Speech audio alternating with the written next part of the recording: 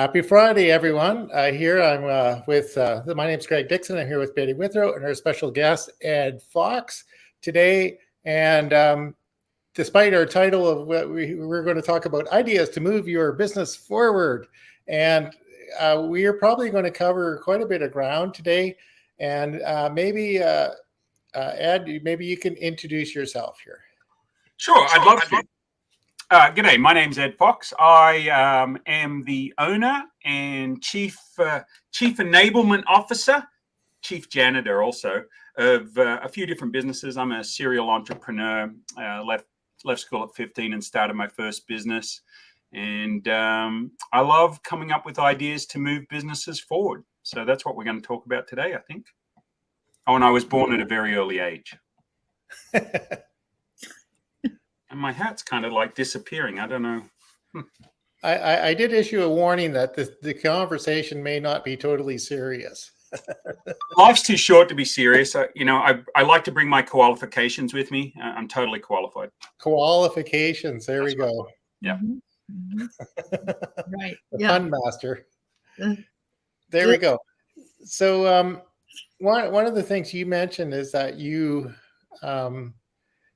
into marketing and also having products and creation. You're sort of an idea and product creation ninja of some sort. Is that fair? That actually, it is fair. One of the challenges my dad always, one of the things he always challenged me with, he said, "You've got all these great ideas. Why don't you actually make it happen? Why don't you actually do something with these ideas?" And so I started learning from him how to implement ideas, right? Not just come up with an idea. He used to say, 3 frogs sitting on a log, they all decided to jump off. How many were left? 3. Because they made a decision, but they didn't take any action. I'm sure we've all heard that we become like the 5 people that we associate with the most. Mm-hmm. And I like to say that what I heard was we will become like the people we associate with, the books we read, the audios we listen to, the functions we attend. And then I add a 5th one to it, the actions we take. Because if we don't take any actions, then none of that's going to happen. So we have to do that as well. Yeah, so I think you were talking earlier, and I think you have some strategies for taking action. Betty and I certainly know people who have procrastinated things for years and decades, and part of it with our book journey is we want to get people started now. We want to get them writing, and we want to get them marketing their creation right away. So, what are your insights you want to share about that? Well, and that's a very good point. So one of the first things I ever did actually was when I left school at 15 and started a convenience store. VHS and Beta were fighting it out as the 2 video formats before DVD, right? And what I was able to do is I came up with this idea because we kept losing our video cassette covers or video movies. People didn't know where to return them to. And so I came up with this blank sheet of paper and I put Fox's videos up in the corner. And I said, well, let's put these on all the video covers so that they'll know where to return it. And Dad said, well, how are we going to pay for that? I said, well, why don't we sell ads? And he said, oh, nobody will buy an ad. I said, we rent 20,000 movies a year. This is in 1984. I said, I think I could sell these ads for like $3.50 a piece. And I think we can do 8 on the back, 4 on the front, and 1 on the spine. I said, I think we sell the spine one the most because people will sit on top of their VCRs. Everybody will see it. We rent 20,000 movies. My dad said, that will never work. And I don't know whether it was reverse psychology or not, but I went out there. I took a blank piece of paper. I bartered with the local printer to print these for me. And he got video movie rentals. I got printing. And I went out and sold these. And in 2 weeks made $4,000 in 1984. So that doesn't mean I'm all that in a bag of chips. It just means that I actually got off my butt and went and did something. Yeah, no, that's fabulous. So related to that, we live in a little town called Merritt in British Columbia. And there's a place called the Grand Hotel, and they have a restaurant there where you can get your poutine and fries and whatever it is you want, burgers. But they've got little ads. They've sold ads for the tables, right? For the local mechanic shop or and they, they put it onto the table and then they've coated it with acrylic. It's just brilliant. I went around, took photos of all these things. So creative advertising. Right, exactly. One of my other favorite advertising things, and some of your listeners or viewers might be familiar with these, but I got some round poker chips and printed on them round to it. So it says round to it. So when you get a round to it, things get done. And so I told them to put their business on the other side. And so I put my face on the other side. And I said, when you get around to it, make sure you register to come on my podcast. When you get around to it, make sure you register to do a meeting with me and see if I can help move your business forward with some different ideas. They're an old school type advertising and marketing tool that are kind of fun. It fits my personality as a pun, but it also enables people to resurrect old marketing systems, old marketing tools and tips and tricks that they can use with their business today. Always be looking for those ideas that can move your business forward. Yeah, that's a lot of creative ideas. That's what kind of with Betty and I, because all of our clients are completely different, have different needs, and part of it is to come up with creative ways to do it, and not everything applies to everyone. So Betty, you want to jump in here with some questions or comments? No, I love the part about just get into it and go do it, and I started my first business when I was 16, making things by hand and putting them in local boutiques. And as you were talking about your story, Ed, I was reminiscing about walking to the next town to save bus fare and have a nice walk along the way to go get to the place that was going to highlight my items. And it really is about just doing it. Pick up the phone and call somebody and say, hey, I have this cool stuff, do you want it? And what are they going to say? Either yes or no, or they might say maybe, and then you can turn that into a yes or no. But the worst thing that happens is they say no, and that's not the worst thing, because if they don't want it, why waste your time? So, right. My dad, another quote that I got from my dad is, something worth doing is worth doing poorly until we can learn to do it well. True. Right. Yeah. So I think about the first book I wrote, right? It was really a compilation of dad jokes. Just before COVID, I'd always said I wanted to write a book, and my wife said, well, do it. You're always talking about telling the kids, don't just say you're going to do something, get off your butt and go do it. And I did. And that was it. I'm like putting it together, and I put it up on Kindle Unlimited and up through the Kindle Create little program. And I'm like, I didn't edit it or anything, and I write in one long sentence. My punctuation, Chat GPT saved my life when it comes to punctuating my sentences now. And but I got a nice email from somebody who downloaded it from Kindle Unlimited, and she said, would you mind if I offer you some editing advice?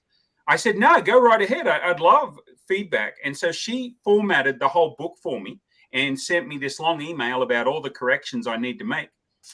I got free editing out of it. So that was pretty cool. So again, something worth doing is worth doing poorly until we can learn to do it well. We're not going to be good at everything we try. Remember when you first tried to walk? I don't remember, but Mom says, I fell down a lot. Go figure. You just got to stand up one more time, then you fall down, right? Right. Here's Roy. Oh, good. Hi, Roy. Hey, hello. Sorry I'm late. That's all right. Now we're balanced. We got the proper Hollywood. Yeah, we had to have the 4. There we go. We were a little Can't get by with 3. Yeah. Well, good to see you, Roy. Good to see you, Ed. Glad you could make we were it. just talking about not procrastinating, getting going. Like any action's better than no action, and get the mistakes out early. Yeah, the sooner the better, sure. Right. If you make one little step on every idea that you have every day, before you know it, you're almost there. Yeah. And if I you think take those steps, you never get there. Right. Yeah. And that's the thing, right? So I talk to people about this creative muscle that is your brain. You come up with ideas all the time. I think one of the biggest mistakes we make when we come up with ideas is we edit them in the head before we write them down. So write them down on your phone, write them down on paper, whatever, and then start messing with them. So how do we train our brain to come up with ideas? What we can do is we can look at any situation we're in and go, well, what would be 5 ideas that could improve this challenge that I see, or this problem that I see? Or maybe I don't even see a problem. I'm sitting at a restaurant and everything looks good, but what could be an improvement that I could suggest or that I could do for this restaurant if this restaurant was mine? And then write that idea down. If you did that, if you came up with 10 ideas when you're put in different situations every day, how much more powerful would your brain muscle be at creating ideas? But write them down.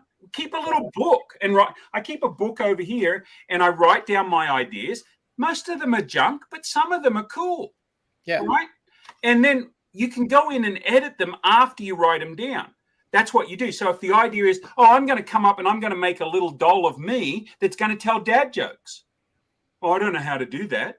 How do I get that done? Well, maybe there's a website that can tell you where you can buy these figurines from. Where can I buy a bobblehead from? Oh, guess what? I can order them from China. Oh, well, how do I do that? Oh, I don't know. Let's write it down and figure it out. Yeah.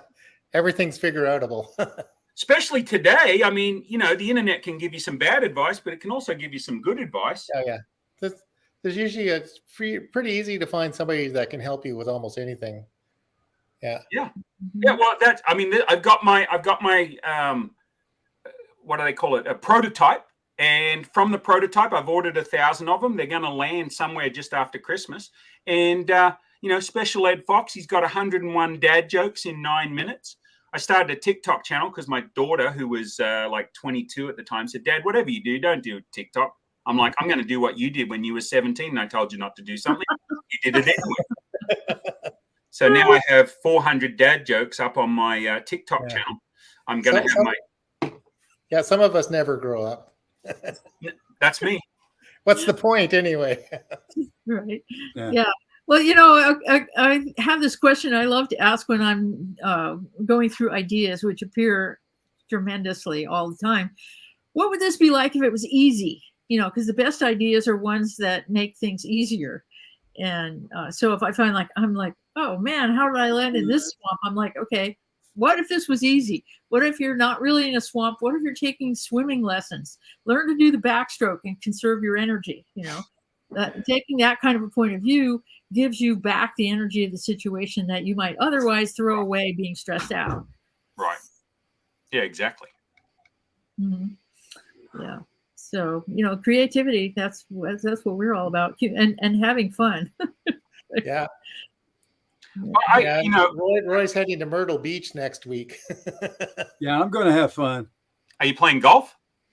No, just going down to see the beach in the wintertime. It's not really winter yet, but Right. Yeah. It's not summer, so Yeah, beaches are fun anytime. Yeah. I was born right near a beach, so I've been on them most of my life.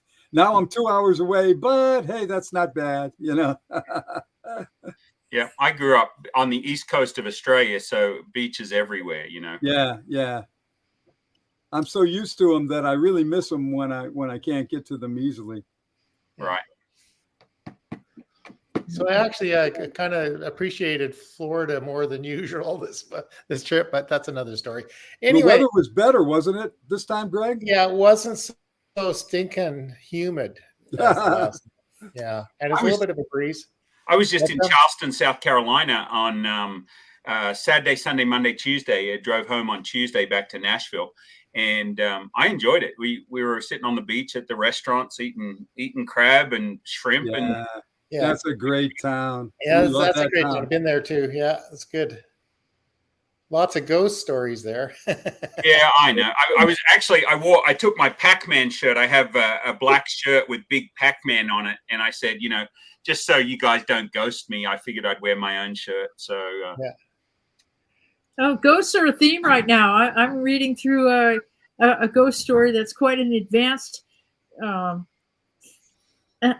story about the topic. It has a lot of different layers. We're leading up to Halloween, so it's all ghosty around here, Yeah. I'm helping to support a production of Women in Black, which is a ghost story. Yeah. Yeah. We I think we're legally obligated to talk about something related to our title. So, in the context of ideas to move your business forward, you're involved with a barter system, and so maybe you can talk about some of those business ideas that you offer as a consultant, and also the barter Sure. items. Okay. So yeah, I own 2 barter franchises, one in Nashville, Tennessee, one in Wichita, Kansas. I've bartered since I was a kid. You'd barter with your folks, right? Oh, let me go out Friday night and stay out late, and then I'll mow the lawn on Saturday. Dad goes, no, you mow the lawn on Saturday, then you can stay out late Saturday night. So there was always barter going on. Everything we did, oh, hey, get my sister to pack the dishwasher because I didn't want to pack it and I'd unpack it, that sort of stuff. So then in the business world, I didn't have a lot of cash flow when I started out. And so barter is a great way to move your business forward when you don't have cash flow. Now, most of us are used to one-on-one barter. Hey, Betty, if you help me write my next book, I'll build your website, or, something, whatever we could barter that we were both interested in, right? That a lot of the times that's an unequal value, and that doesn't really work.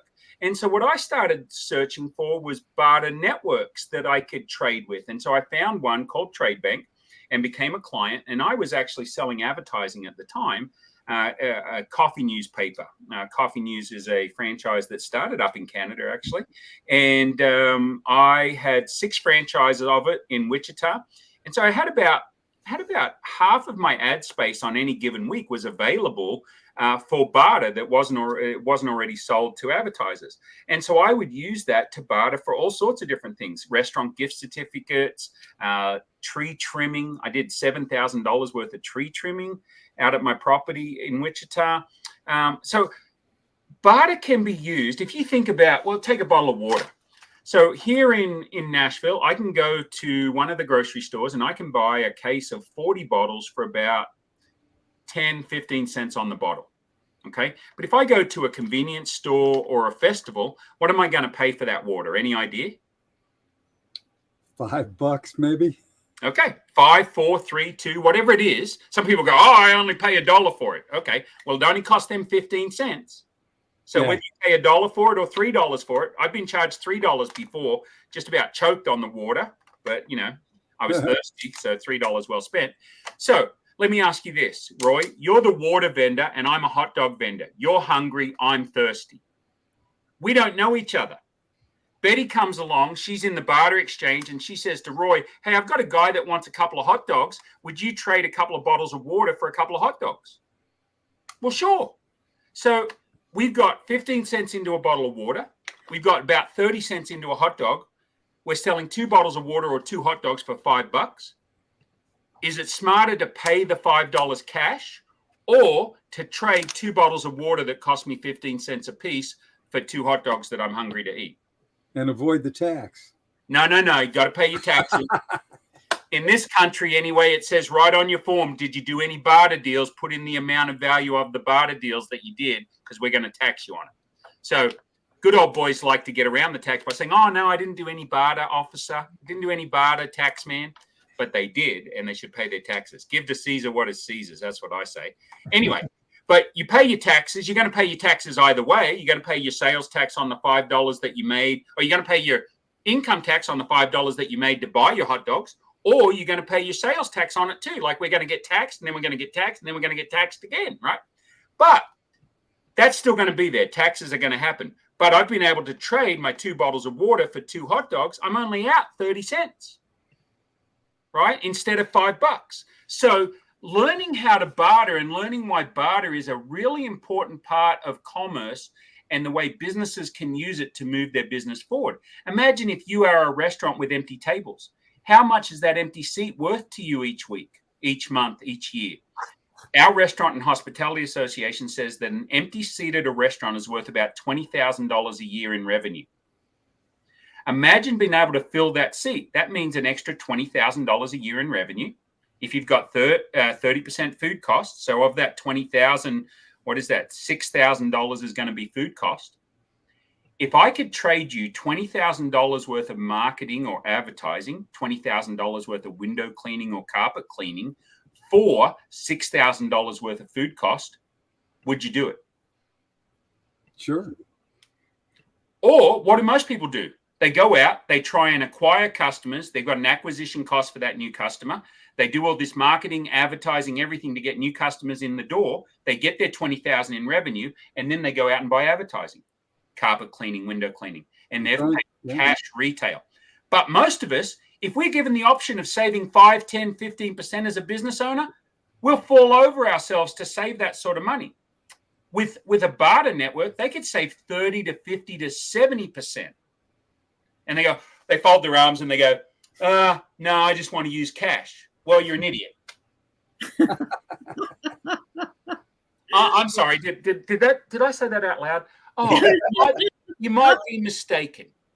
You might be mistaken. I like the first way better. Yeah. Well, it's literally, if you have a product or service, would you rather pay wholesale for something at retail, or would you rather pay their full retail price? I don't know about you, but I'd rather spend my wholesale dollar.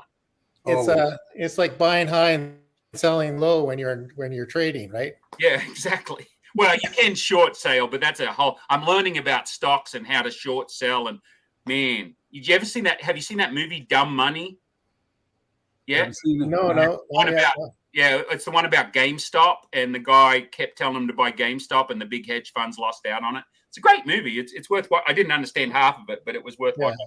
But yeah, so barter, even if you do it on a one-on-one basis and it's equitable, it makes sense because you're saving a lot of money. Somebody that builds you a fence and you build them a website, you're both doing it at your wholesale cost. So don't pay retail for anything. Stop paying cash for everything. Find out where you can barter what goods and services. Like if you have an online course, you should join a barter organization and barter the crap out of that online course because it costs you nothing to bring somebody in online. All your costs have been developing the course, right? So you've got time, effort, and energy in developing the course, and that's what your cash customers pay for. But you can go to a barter exchange and say, hey, I'll do 100 memberships a year or 100 course sales a year for barter. And they've got a captive barter audience that would probably never be your customer otherwise. And they're going to come in, they're going to buy your course on barter dollars. You now have barter dollars that you can turn into cash by saving money on restaurant gift certificates or paying for some marketing and advertising. To me, it's a no-brainer. Well, let's talk specifics on that. Now, where do you have these barter networks? So the franchise that I own a franchise in Wichita. I own a franchise in Nashville. But you can only cover certain areas? So I only cover those territories. But Trade Bank operates from Memphis out to Charleston and up to Wichita. Okay, so Charleston, South Carolina, across to Memphis, all through Chattanooga, all through the Southeast. And Trade Bank was just purchased in Canada. So they're getting ready to launch around Niagara, Waterloo, around that area. And then they'll eventually spread out across the whole Canadian provinces from one end to the other. So, but on top of that, if anybody watching this, if barter intrigues them, you're welcome to reach out to me. And I can find you a barter exchange in your local area in most cases, if it's a decent sized city. Now, I get no financial benefit from that, but you will get financial benefit. You can check out, you can Google search barter exchange in my area, trading exchange in my area, barter network in my area. There's also things on Facebook where they have like barter groups where you could just trade for no cost. Barter exchanges make their money by having a small percentage transaction fee between both clients. So normally somewhere between 10 and 20%, which, if I'm saving 50 to 70% is a great deal. So let's talk about what kind of businesses would this would work for. Okay. Because there's a lot of them out here that want more business. Right. So, let's name a few. Let's get specific. Okay. So think about any small business owner that is in control of either excess inventory. Let's say they're a printer and they've got a bunch of paper that specialty papers that are just sitting in the warehouse taking up room. They could barter and get rid of all that paper by printing business cards, flyers, that sort of stuff. It could also be like a lawn care, a hairdresser, a dentist. I have dentists, I have foot doctors, I have chiropractors, massage therapists, orthodontists, general practitioners, nurse practitioners that do like Botox and stuff will trade. All of those guys have good margins. So you either have unsold inventory or unbooked appointment time are two of the most successful businesses in barter. So all of those ones that I just mentioned, lawn care, all sorts of home services, carpentry, handyman, all that sort of stuff. And then you look at the bigger business, say a car dealership, say your local high-end car dealership. Maybe they sell Mercedes. They've got a bunch of used cars on the dealership that they've traded for. If they've got 100,000 miles or more on them, or kilometers, whatever it is, they will normally send them to auction, and they will get pennies on the dollar for what they actually gave. But if they sold some of them through the barter network, they might get $10,000, $20,000. They get full retail for their barter dollar. And so they have $10,000, $20,000 barter dollars that they in turn use to incentivize their employees or incentivize their customers by like logoed cookies, or maybe they buy giveaways for the customers. They create gift baskets to put in every car that they sell, ways that they can enhance their reputation as opposed to other dealerships. I had a guy that worked with a Kia dealership that did $150,000 on a $400,000 renovation. He was able to get contractors to do $150,000 of it on trade. And then the dealership traded used cars over that next 3 years until they paid off that $150,000 worth of barter. So you can do small stuff, $10 at the local restaurant, or you can do $100,000 on a car dealership with used cars. Well, there you go, Greg. That's the beginning of sticking to our theme. Sticking to our theme. There we go. We've met our contractual obligation. Yes. And that was absolutely fabulous. I'm glad we talked about that. That is very good, Ed. Thank you so much. There are active barter networks almost everywhere. Right. Yeah. Yes. And there's some fantastic barter exchanges all throughout the country that have nothing to do with Trade Bank. Most of them, just so you know, most of them will charge you an entry fee. So like $500, $700 to sign up. And then most of them will have a percentage fee either on the front and the back or just on the back. Ours is just on the back. So we charge 12% whenever you make a purchase. Most of them will charge 7 or 8% on the front end, 7 or 8% on the back end. And then they'll have a monthly fee just to help them pay expenses, normally anywhere from $15 to $30. And it could be part trade, part cash. But all in all, when I looked at what I was spending as a client before I bought the exchange, I did $26,000 in advertising sales the first year. And all up, it cost me, I don't know, if we don't count the 12%, it cost me $180 in the $15 a month fee. And it cost me $495 to get in. Well, $26,000 worth of new business. I was looking at it, I'm like, well, that is the cheapest, the least expensive cost I have ever spent to acquire $26,000 in business. Now, the average client, a massage therapist, they might only do $2,500 a year, right? So if they do $2,500 a year and they spent a fifth of that to get it, that's a good return. As a marketer, I want 3 times return on my money. So if you were to give me $500 to join a Trade Bank barter exchange in Nashville, I guarantee you 3 times return in the first year, or I refund your money.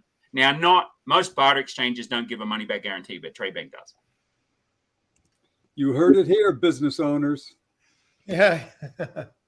Yeah. That's right. And you mentioned before the coffee news. My wife Bonnie was selling space in the coffee news here in Canada for a while. And you're right, it did start in Canada.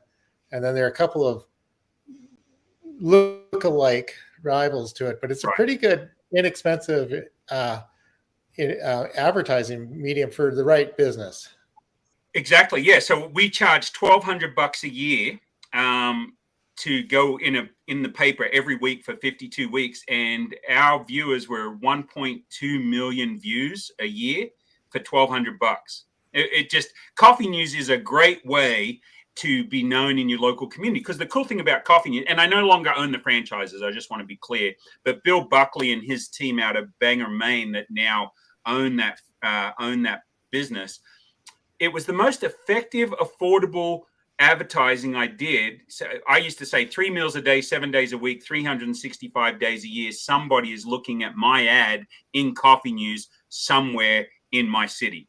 And we put out about 20,000 copies a week, I think it was, across 6 franchises. So it might be a month, might have been 20,000 a month. I owned it from 2010 to 2015. But 2012, I get into Trade Bank as a member. Then I buy the franchise in 2013, and then I sell my Coffee Newses in 2015. That's another thing to talk about with business owners is, you don't necessarily need to have an exit strategy because it might be your baby and you might not want to sell your business. But knowing what you want for your business when you do want to sell it is very important. So having your exit strategy For sure. is definitely something you want to think about, because if people come along and they offered you a bunch of money for your business, would you say yes or no? Well, depending on how much money you thought it was worth, Yeah. If you've thought it through, you got a better chance of making a quick decision, actually. Yeah. Right. Some people actually suggest planning your exit strategy before you even start the business. Yeah, I've heard that. Yeah. Well, I happen to disagree with that, just simply because I am more based on relationships than money. Yeah. Okay. So I want to build relationships. Yeah. So if I'm making a money play and I buy a business just to make money, there's nothing wrong with that. Because we want, we don't want a non-profit business. We want a for-profit business in most cases. People said, "Oh, you ever done a non-profit?" I said, "A lot of my business have been non-profit." Well, it wasn't exactly what they meant. Not intentionally. Not intentionally, right? But there's nothing wrong with having that strategy before you go in. But I always go in thinking like, this will be the last business I'll ever own. I'm going to make a bunch of people happy by being able to service their needs, and then they're going to cover all my things that I need to buy to be happy in life as well. Sometimes that works out for a period of time, but does it always work out forever? No. See, some people really like the startup phase. They like the creative aspect of it. Yeah. And then when it becomes an operation, they get bored, right? Yeah, I like building. I do not like maintaining. Yeah. I was talking to somebody who built up a business, and he took a vacation, right? He got to the point where he can go away, and then he came back, and the manager said, "Well, it's all good that you're here, but don't touch anything. Don't break anything." What tends to happen, though, I will say that I've known plenty of business owners that get tired and burnt out, and they don't have the right management team in place. Now, for a lot of our solo entrepreneurs, we wish we could have a management team in place. But a lot of times, if you're burnt out and you're tired and you got the wrong management team in place, you have to keep your eyes on the business even while you're away. Otherwise, it'll fall apart and you have to come back and rebuild it. And I've known plenty of people in their 50s, 60s, and 70s that have stepped away from their business for 5 or 10 years, and they have to come back and rebuild it all over again because the money stopped coming in because they didn't have the right management team when they left. Yeah, that can help. That can happen even if you sell it because you stop getting paid. Right. Yes. So, Dan Kennedy had this story. He was at this. He had one of his high-end clients, and they were sitting at the high-end client had sold his multi-billion-dollar company to some other company, and they hired him on as a consultant, right? And anyway, Dan says to his client, he says, "Well, I noticed they're not even talking to you or involving you in this discussion." He says, "Yeah, they seldom ever do." He says it was the third time he had basically sold his company. The other people didn't listen to his advice, ran it into the ground. He bought it back at half price, built it up again, sold it again. As long as he bought it back at half price, then that makes it worthwhile. But if they totally destroy it, that's something else again. Yeah. We see that with sorry, go ahead. Oh, there's a local town in Big Sur that had that happen 3 or 4 times. The guy would sell it to somebody from out of town and thought it was going to be a cakewalk. Then they'd find out where it really was and be desperate, and he'd buy it back. Yeah, that's a business in itself. Right. Well, people who have it now have kept it a while, but when you look at a lot of franchises, it's surprising. The lower cost franchises, they won't tell you this, but their model is when you don't succeed at your franchise, is they're going to take it back and they're going to resell it over and over and over and over and over again. And there's this myth out there that franchises are better than any other business, that 96% of franchises succeed. It's not true. The franchisor may succeed and the brands may stay around, but the actual owner of that franchise will not. They fail at just the same sort of percentage of any regular business. And most people don't realize that. Now, I've owned franchises. I currently own 2 franchises, and I have owned independent businesses. Sometimes I chafe a little bit at the restrictions of a franchise business, but it also helps me stay accountable. And then other times, the independent businesses where I prefer to be. So I know some good franchisee brokers. We always get hit up on LinkedIn from different people going, "Oh, your profile looks really good. You should get a franchise." Like that's 20 really times a week. Did you look at my profile? Do you see what I'm working on? No. I love when they say, "Oh, can I get a good phone number for you?" Yeah, right. Did you check out my contact information? If you put my contact information on LinkedIn, all my stuff is there. Same on Alignable. Do you guys use Alignable much up in Canada? A little bit. Yeah. So Alignable, I have all my contact. I'm an open book. People can contact me when I want to hear the next best sales pitch that I'm ever going to hear. If you've got it, call me today and give me your pitch, because you never know. I'm so gullible, I'll buy just about anything. But I also want to steal the best sales pitches. My son, who's now 30, he does this sales call, and I don't do cold calls. I suck at it. But he goes, so he rings up Roy, and Roy answers. So ring, ring, ring, ring, ring, ring. Ring, ring. Hello, Roy. Hello. Hello. Hey, this is Jason Fox with the Coffee News. This could be considered a sales call. Would you like to hang up now? And so he says, this could be considered a sales call. Would you like to hang up now? And some of them go, yes. And I go, and he goes, no, that's what I'm looking for. So he calls them back. And ring, ring, ring, ring. Roy answers the phone. Hello? I guess that didn't work. Would you give me 30 seconds to tell you about what I do? Yes, go ahead. He always gets yes, go ahead. So I couldn't do that, but somebody can. So I put all my contact information out there, but these guys aren't even looking at your profile. They say, your profile looks so good. Can I get your phone number? Yeah, get off your ass and do some of the work. Go to my profile, get my phone number, and then call me. It's not that difficult. Yeah, that's very true. Yeah. That's so. Can I say ass? I'm an Aussie, so. Well, I like people who say what they think. The worst thing that can happen is to be wondering what someone's thinking. So thanks, Ed. I appreciate it. And it's real. I mean, I get hit up with people who I'm like, really? Do you think this is a good fit? Not, yeah. Like you said, did you even look? Right, exactly. It's like I tell people, they come up to me and they go, I do a lot of speaking engagements where talking about personal branding and, how do you become your brand, right? If you want to become your brand, not everybody should or does want to become their brand.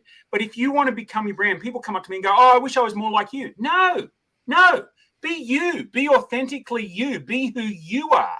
Now, I crack jokes and I have fun because I read an article back in 2014 in the Harvard Business Review by Alison Beard, I think her name was. And she said, she quoted this guy that said, the average toddler laughs 300 times a day. The average 35-year-old laughs 15. Well, that's just sad. Reader's Digest has been telling us for 100 years that the laughter is the best medicine. So now if I'm an undertaker, if I'm a mortician, I'm probably going to be a little bit more reserved. I'm not going to be cracking dad jokes when you come in to buy a casket for your dad, right? But in my line of work, I can put as much humor as I want. It's all clean. It's all family friendly. It's all fun. You can groan, you can eye roll. I was at dinner breakfast this morning at a great little restaurant in Franklin, Tennessee. And the girl says, how do you like your eggs? I said, well, I can tell you this, a boiled egg in the morning is hard to beat. She liked that one. The next one, she came around, she goes, okay, you got another one? I said, yeah, well, I love the way the earth rotates. It really makes my day. And it's funny, the couple sitting in the booth across from us said, "You've made our day just by cracking those jokes." Yeah, and the waitress said, "Yeah, I was kind of having a down day. I was hoping like somebody like you would walk in. If I can make their life better by alleviating some of the stress by making them laugh, that's one of my 2 criteria for success." Yeah. You build relationships and you either help people laugh, help people enjoy themselves a bit more, or you help them move their business forward. If I can help them grow their business or help them laugh, that's a job well done. Yep. So we were having a conversation recently and it popped up about a cremation service and the tagline was, "Want a super hot body?" So I can see the billboard now. I just bought a domain called crazycaskets.com. Yeah. And the idea is that we could do, I had a friend that says, she goes, "I want to put the fun back into funeral." I said, "Oh, that's a great tagline." I said, "What could we do?" She goes, "Well, imagine if we could get licensed caskets like Star Wars licensed caskets and NFL licensed caskets, your local college team caskets, you know, all the Disney princess caskets, you know, and make them affordable." Barbie caskets. Yeah, exactly. I mean, I'm thinking about, you know, it's terrible to lose a child, right? And people say, "Oh, you can't make fun of this stuff." I'm not making fun of the loss. I would think that my daughter was heavily into the Disney princesses and she had a favorite. And if I could put her in a casket of that princess, makes me tear up right now, but that would have been cool, right? I didn't have to, thankfully. She's still alive and kicking and annoying the crap out of me. But you know, if that had come up, why not provide that service for those people that want it and make it affordable? So again, that's an idea. I at least took the action of buying the domain. Whether we ever develop the domain or not, who knows? But again, it's an idea and I chose to go the next step and move my business forward, whatever that looks like. And so that's the thing that I really want people to take away from today is, how do I look at my business or what I do differently? Maybe I'm an employee. How do I look at being an employee and have a better environment? Well, what's your company culture like? Are you a leader within your organization? Are you going the extra mile to service your customers? Are you going the extra mile to service your co-workers?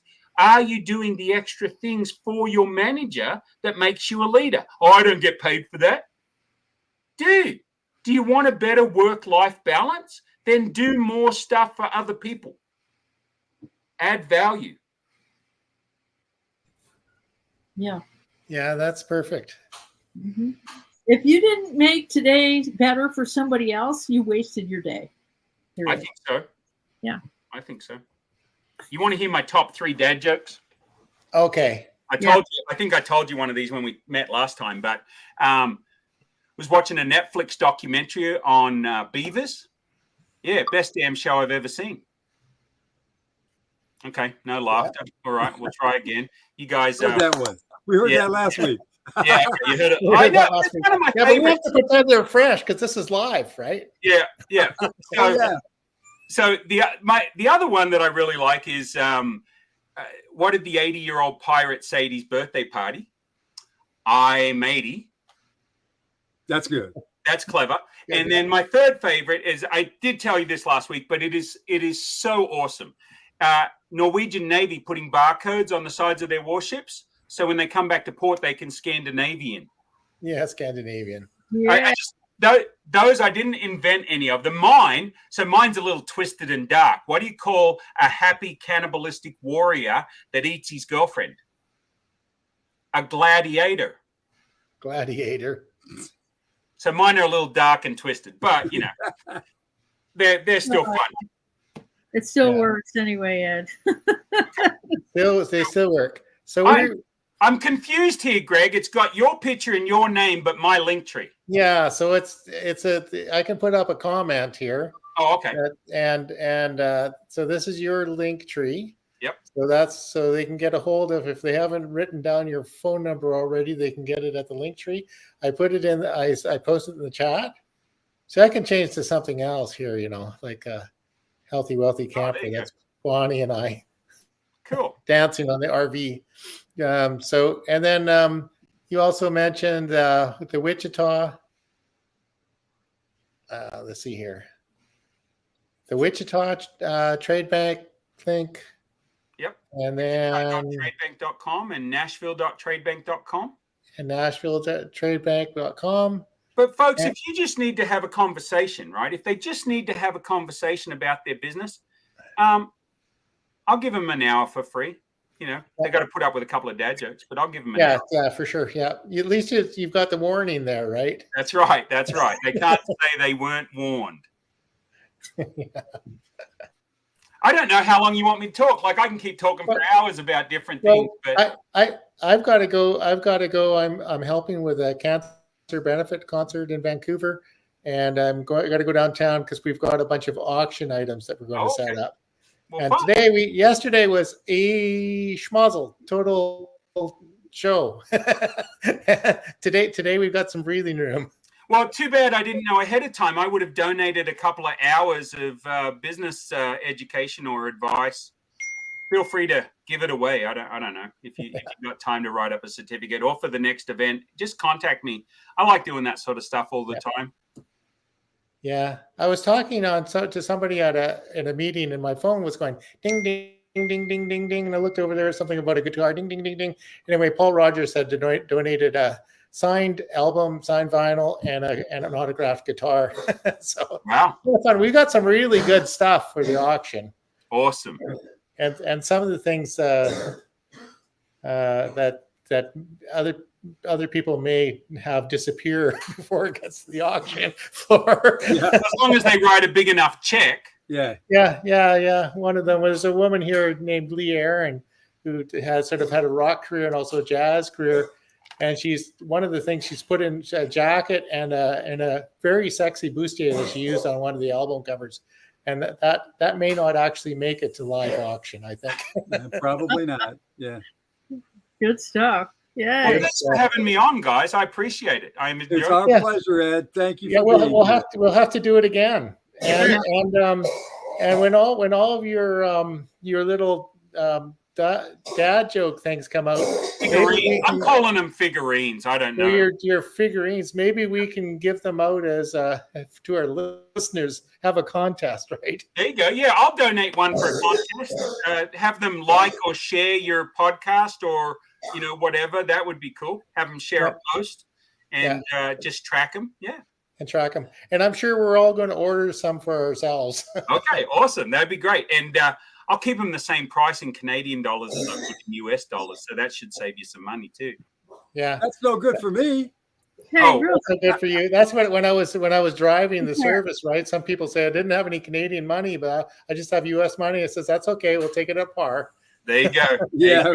Exactly. Right. Anyway, well, thank you very much for joining us. Dad. It's been wonderful. And, appreciate it. Yeah. And I guess to be official, we should play our little video out again, eh? We should do it. We should do it. Okay. Happy Friday, everyone.